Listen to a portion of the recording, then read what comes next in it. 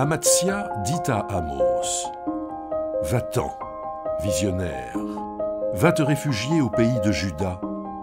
Là-bas, tu pourras manger ton pain et parler en prophète.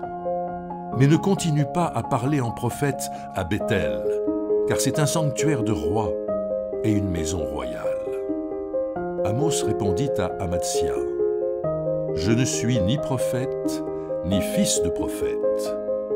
Je suis éleveur de bovins et cultivateur de sycomores. Le Seigneur m'a pris derrière le troupeau. Le Seigneur m'a dit : Va, parle en prophète à Israël, mon peuple. »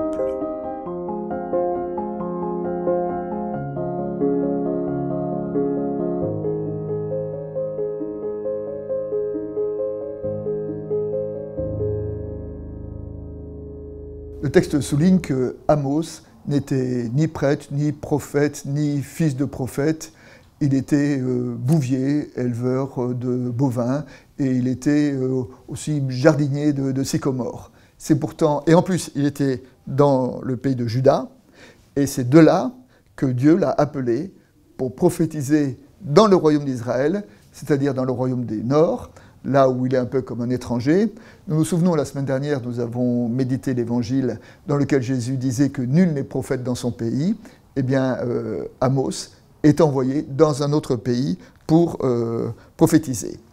À cette époque-là, 8e siècle, le royaume d'Israël connaissait une certaine prospérité, mais cette prospérité s'accompagnait de lourdes inégalités. Et donc, Amos est envoyé de la part du Seigneur pour dénoncer à la fois les injustices et les idolâtries qui se répandaient dans le royaume d'Israël.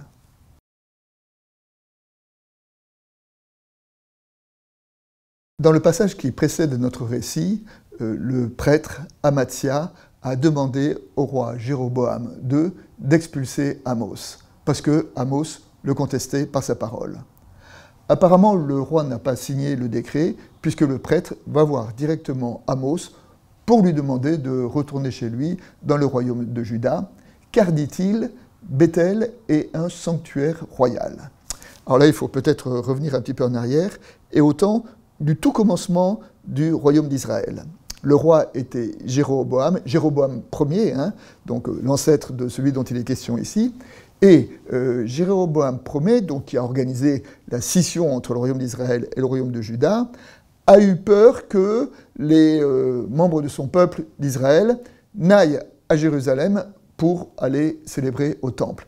Et donc, pour faire concurrence au temple de Jérusalem, il a édifié 2 sanctuaires royaux, un à Béthel, au sud d'Israël, et un autre au nord d'Israël. Et dans ces sanctuaires, il a érigé des taurillons d'or. Et on sait que dans le vocabulaire biblique, le veau d'or est un symbole d'idolâtrie.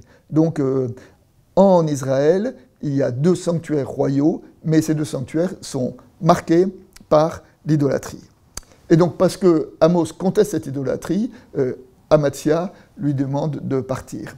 Et en fait, la position d'Amatsia, c'est qu'il est contesté par le prophète. Et nous retrouvons là l'antagonisme qui traverse souvent le Premier Testament entre le prêtre et le prophète. Le prêtre qui a la légitimité du rituel, et le prophète qui a la légitimité de la parole et qui souvent vient contester le rituel.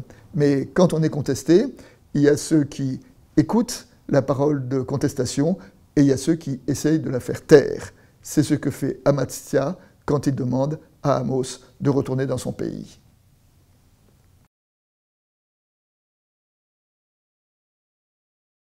Amos, nous dit le texte, était un simple bouvier, un paysan. Et pourtant, c'est lui qui a été envoyé. Et de façon un peu parallèle, dans l'évangile de ce jour, Jésus envoie ses disciples qui ne sont pas des paysans, mais pour beaucoup d'entre eux, de simples pêcheurs. Et Jésus leur demande de partir sans sac, sans bourse, avec simplement une paire de sandales, c'est-à-dire de partir avec toute leur pauvreté, mais avec aussi toute l'autorité de la parole. Et les disciples, comme les prophètes, ont simplement l'autorité de la parole à opposer aux idolâtries, à l'autorité de la parole pour dire la parole de l'Évangile et pour dire cette dignité de chaque homme devant Dieu. Et ainsi, de même que Amos n'avait que sa parole pour parler dans le royaume d'Israël, les disciples n'ont que leur parole pour partager la bonne nouvelle de Jésus-Christ.